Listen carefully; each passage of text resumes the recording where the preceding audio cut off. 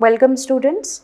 I am offering a Swayam course on comics and graphic novels in Indian context, and we are into the week 7 of our course, which centers around the theme of countering reality through graphic visuality. This particular lecture is lecture 3 of this unit, and it is centered around Parismita Singh's graphic novel The Hotel at the End of the World.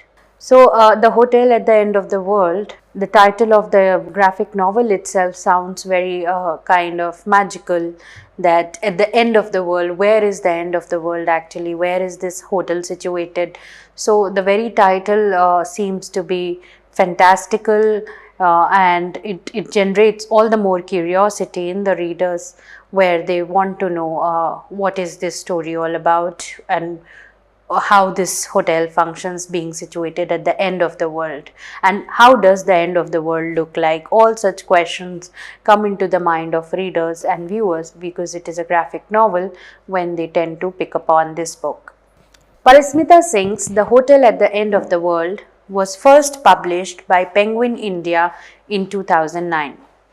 She is one of the first female graphic novelists in India after leading novelists such as Amrita Patil. The Hotel at the End of the World combines elements from folk literature, oral storytelling, as well as imageries from Commando War comics to World War II history and Buddhist art, all by gathering and weaving them beautifully through the medium of the graphic novel. The narrative unfolds in sequences as each major character takes their turn to share their side of the story at the hotel, the dining area, enabling the reader to journey into each story separately. The stories told are that of Kona and Kuja, Pema, the soldier, the prophet, and the little girl. So, being situated somewhere, and it talks about somewhere very in the remote places, because it is end of the world, and end of the world in the mind when the readers feel, when they tend to think of, or when they draw their imaginative powers, when they tend to materialize their imaginative ability, then it only seems to be some remote, peaceful, end of the world kind of place where there is no activity, where nobody lives, where nothing happens, progress and development are not to be heard of. So it must be a place something of that like, and very ironically, this is the story of Northeast India. We don't know particularly which place in Northeast India that Parismita Singh has drawn upon, but when we come across the narrative, it tends to kind of talk about the Japanese immigration into India, Japanese migration into India, thus kind of taking us back to the World War II times, when there was, when the Axis and Ally forces were fighting against each other, and Japan and Britain through the Indian colony were indulged into very violent war in the northeast region of India. The stories told in the novel are hardly related to each other and are non-linear in fashion, except for few themes that bind them together. A closer look at the narrative structure might reflect that of Geoffrey Chaucer and his Canterbury Tales, where the framed narrative employed tells the stories of the various characters who readily gathered at the Tabard Inn before narrating their tales. So, as we have seen that the entire narration of the graphic novel, though they are talking about various places, but the entire point, the entire narration of the graphic novel happens in a hotel where the visitors are coming because it is raining heavily outside. There is a heavy downpour of rain outside, and the visitors are coming, and one by one, just like the Geoffrey Chaucer's Canterbury Tales, where each of them decides to narrate a story on their journey to the Canterbury. So in this way, when people visit this hotel, which is there in this graphic novel, The Hotel at the End of the World, they tend to narrate their life stories one by one, and they tend to explain that how and why they have landed at such a remote place where this hotel is situated out of nowhere. What is it that makes him come here and visit this place, which is situated in such a place where there is no scope of any development or progress? What is their intention intention, what is their aim in coming to this place. And just like the Canterbury Tales was written after the bubonic plague, the hotel at the end of the world is reminiscent of the damages and havoc brought about by the Second World War as Japanese troops fought the Allies in what came to be known as the Battle of Imphal. Though the narrative doesn't explicitly mention the whereabouts of the hotel or the events in the text, however, suggestions from the text hint at the present state of Manipur in northeast India. The author, Parismita Singh, hails from Assam, and it is no surprise that Assamese expressions, particularly those of interjections, find their way into the text. A few examples would be fat, tuk tak, among others.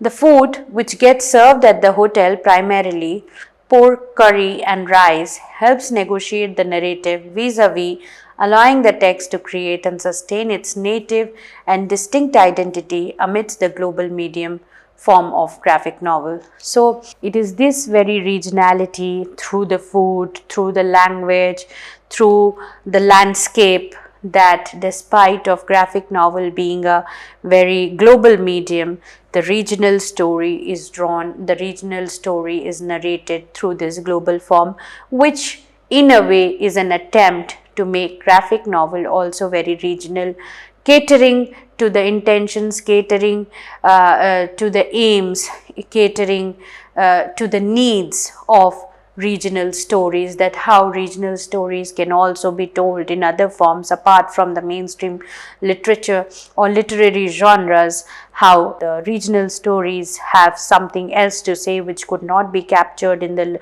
mainstream literary genres. And it is in this place that graphic novel comes to a rescue and provides a space, provides a kind of venting out those stories which it is very difficult to communicate either through literary words or in the form of images, but it is a unique blend of both of them.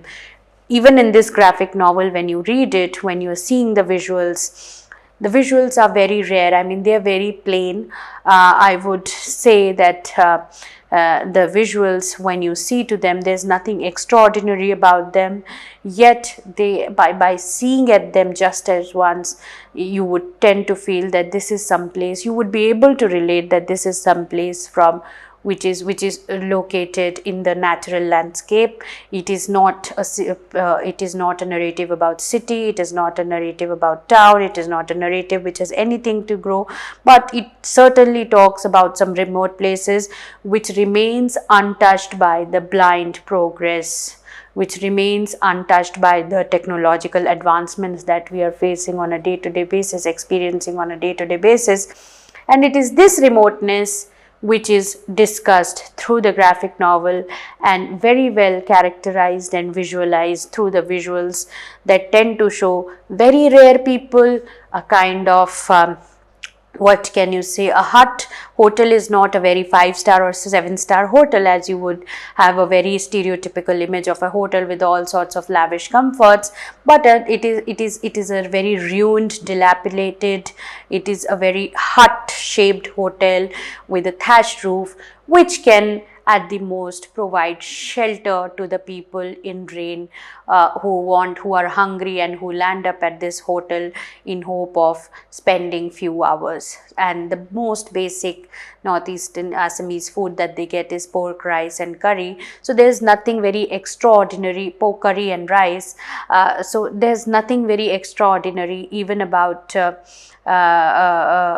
food also. You don't have very lavish menu laid out there, but the very basic need to fill their stomachs, whosoever visits the place, to have a meal, just have a meal for the survival, I think that is enough. So which in a way justifies that it is rightly the hotel which is situated at the end of the world, which has no means of transport, no means of communication, no means of development, but I mean it is just it is just surviving on the visitors who come there and spend few hours and order food there. Artwork used in the text. The illustrations that are rendered in black and white help communicate the underlying mood atmosphere of Singh's work. The black and white etchings reflect the gloominess that pervades all the stories. Reading through the illustrations will tell the reader that much of them were done hastily and at times demand closer attention to understand the shift happening from one panel to the other. However, what strikes unique is Singh's work is the treatment of the text graphically, how a few of the instances in the narrative render the text as a graphical unit, being suggestive of the larger visual imagery employed in the graphic novel. So, just as I said in the beginning of the lecture, as the text is very has elements of magical realism, it is very fantastical, it is not fact based. As the title itself suggests, it is the hotel at the end of the world. So the stories which are narrated by the characters one by one in the same vein as the Chaucer's Canterbury Tales, there are also some stories which do not exist in reality, and when the reader will come across them, it will feel like, what are they talking? I mean, the stories don't even make sense, because of the reason they are the magical stories, they are not the factual stories, they don't have any logic to it, and anything and everything seems to be happening in those stories. So it actually requires a lot of inferencing. It actually requires immense knowledge about the history, about the historical records through which Northeast, through which Northeast has gone by at some point of time in history. So if the reader is not aware about such kind of violent histories, reader is not aware about the elements of magical realism, that you don't have to make any sense out of these stories, but they are running in somebody's mind. They can just be very fantastical in nature and maybe metaphorically be trying to explain something else which cannot be communicated literally. Because the story is based in the magical realism, the visuals, the graphics, the illustrations that you see in the graphic novel are also very wavy, giving it a very dreamy touch, giving it as if things are happening not in reality. Floating is happening, there's a lot of air, as you can see in some of the panels of the book cover as well. I mean, the hairs are floating. There are no unique or exclusive characteristic feature through which you can identify any character from the other. Almost all characters look same because there are no unique identifying feature. It's all dreamy, it's all hazy, nothing is clearly visible. So those sorts of illustrations are drawn because obviously when Parismita Singh is utilizing magical realism, it is very obvious that she does not want to say things out loud, but she leaves it on the reader to draw inferences and maybe come to the conclusion themselves that where is this end of the hotel at the end of the world situated, what is the meaning of it, and what are these stories trying to imply. So she does not give it all to her readers. So in this way, all the stories that are narrated are open-ended, and it is left to the readers to be able to strike resemblances to the reality if there are any. Summary of the end. So it's a very brief outline, that I have tried to give for each and every graphic novel that I am trying to teach, because if students are not aware with the outline of the graphic novel, it becomes very difficult to go on talking about the kind of artwork, the themes and other things in a graphic novel if you really don't know the basics of it all, that what does this graphic novel talk about. So it is very important in a very brief, whatever I can do is in a very brief manner I've tried to give out the outline of all the graphic novels that I have included in this course. But because this is very much in brevity and these presentations are just half an hour based presentation, they cannot do justice to the entire book, which is sometimes around 300 pages to 30 pages or 40 pages. So all the pages cannot be discussed here in detail. So I would request all the students to go and, if you want to actually base your studies, if you're interested in comics and graphic novels, go and buy, or if not buy, borrow, collect it from the library, these graphic novels, and first read them firsthand, so that then you can come back to this course and maybe see where you differ from me, where you think that, okay, this is the right point, where you agree with me, and you're also free to draw upon your observations, and I would like to hear from you if you have read the novel. The Hotel at the End of the World is essentially a framed narrative where the plot of the text has a set of 5 individual stories which make the novel come to life. The first story is of the duo Kona and Kuja, where the friends initially take on their adventure to journey into China through the construction of a bridge that will connect their homeland directly to the former. However, they realize the futility of their dream and understand how their friend Cebu deceived them into building a bridge to China. Cebu passes away soon after, and the pair, Kona and Kuja, find Cebu's mobile phone, which informs the duo about the floating island. They start receiving ominous messages on the phone telling them to move eastwards until they find the floating island.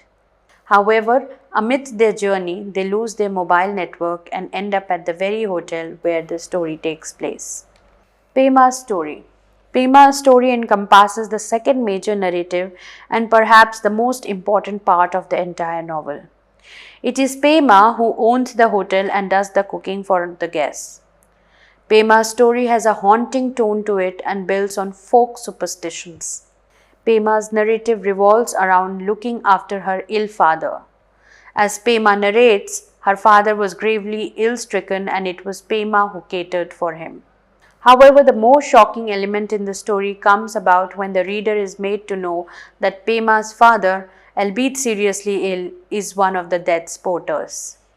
As Pema says, right from her childhood, she was aware of her father's ominous role.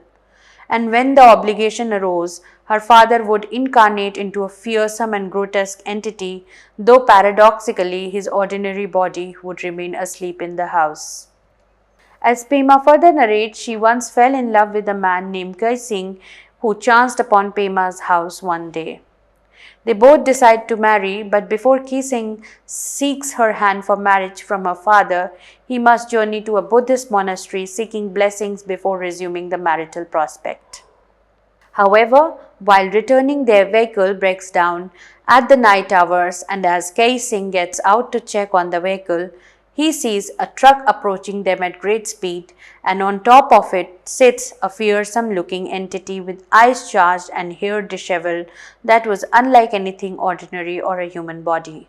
The illustration used here by Singh perfectly corresponds to creating a haunting sensation in the reader.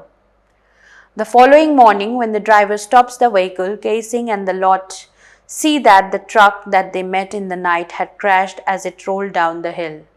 They all go to check on the truck and recover some of the dead bodies. However, to Casing's surprise, he cannot find a single trace of the strange entity that he saw seated on the top of the truck. When Casing finally meets Pema, he narrates his experience to her as Pema confirms that the entity that he saw during the night was her father and that he is porter of a death. The story cuts in and we are made aware that Casing and Pema never get married to each other. Pema later narrates how she once fell from a cliff but was rescued by a tree branch. That same night, her father passed away. As she mentions in the end, when the time came for Pema's father to take on his daughter's soul, he wrestled with death and ended up giving himself. Then we have the soldier story. The soldier story is like, that every day there's a soldier, the ghost of the soldier which is there, which comes from Japan, who is also a part of Japanese army, and it takes us back to World War II times when Japanese army invaded India to fight against British, and it is during this fight, it is during this World War II that this Japanese soldier loses his life. He is kind of killed, but just because he's killed here in India and he desires to go back, he desires to go back to his own country. He yearns to see his own people, be with his own family during his ending days, during his ending times, last days of his life. It is this haunting memory that he was unable to fulfill in his last days during the time of his death that keeps the soldier coming back to life every now and then in the form of a ghost who comes for a coffee, who comes for a meal sometimes with in this very hotel which is situated at the end of the world. So the third story in The Hotel at the End of the World concerns the spirit ghost of a Japanese soldier who is only visible to an unnamed man in the hotel. The story of this Japanese soldier is told by this man in the hotel who apparently takes a keen interest in the reading commando books or comics.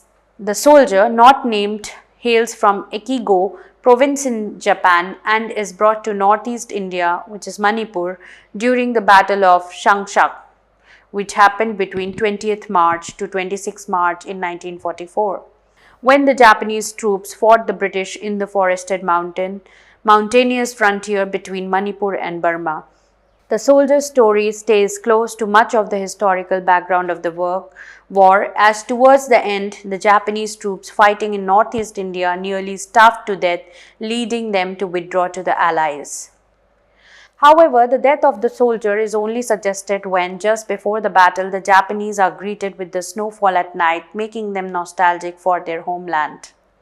Soon the battle erupts, and after a few gunshots and firing, the narrative cuts to 4 decades later when the soldier lives through the other battles and warfare, only to see them all as a ghost spirit.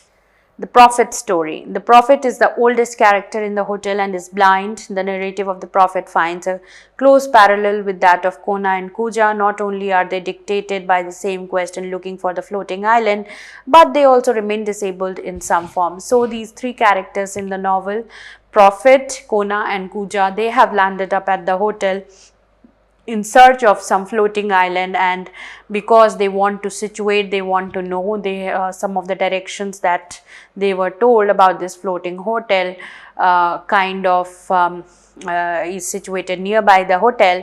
So they are trying to find their way to the floating island through by way of staying, by way of inquiring, because there is an immense rain, heavy downpour that is happening outside. So for some time they have stayed here, rested here, and they may be continuing with their journey in search of floating island. The Prophet says that since his childhood he was fascinated by the legend of the floating island as narrated by his aunt.